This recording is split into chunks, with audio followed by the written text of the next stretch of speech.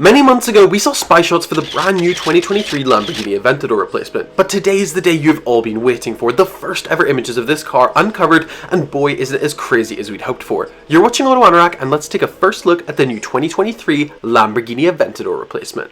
So yes, finally we can look at some of the images of this new car, of course replacing the iconic Aventador, a car that was produced for over a decade between 2011 and 2022, and went through several mad iterations, plus many more revamped hypercar variants, many of which you will see in the new car's design.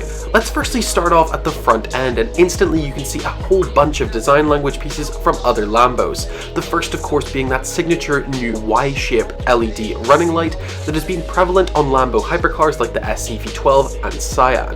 Then there's the main lights, which you may think are totally new, but actually mimic the Revuelto's light shape and make me wonder if Liberty Walk had some sort of insider info, as the front of their new Murcielago kit looks very much like this.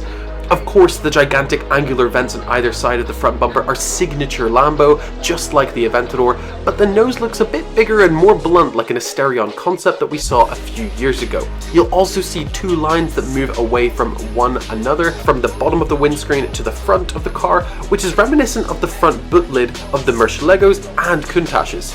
This is contrasted by some rather angular shapes at either side, which somewhat mimic the fender vents on the Murcielago SV, and the overall shape of these fenders is in line with those of the SC V12.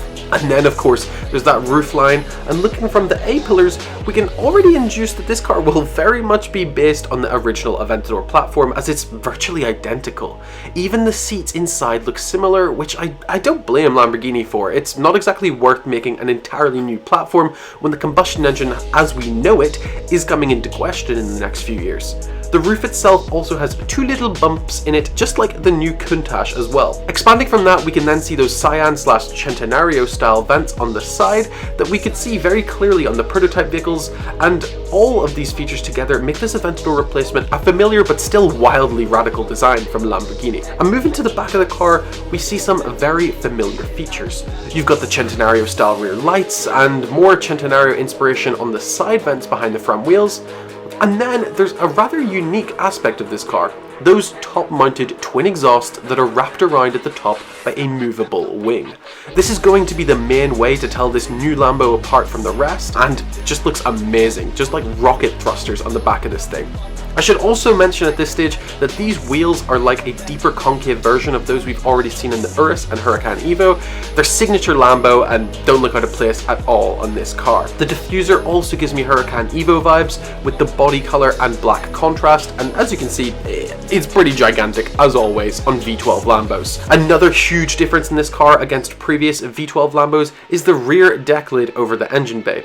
These two vented pods remind me of a sort of newer version of the Diablo Roadster Concepts rear deck. That was a really cool car. I actually have a model of that, and yeah, I absolutely love the design of it, and cool to see that in a modern Lamborghini.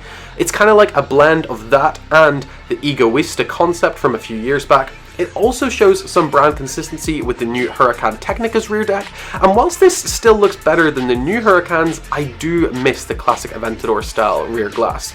All in all, the design of this car feels more fussy than the Aventador, but who knows, we'll maybe absolutely fall in love with this car when we see it in person.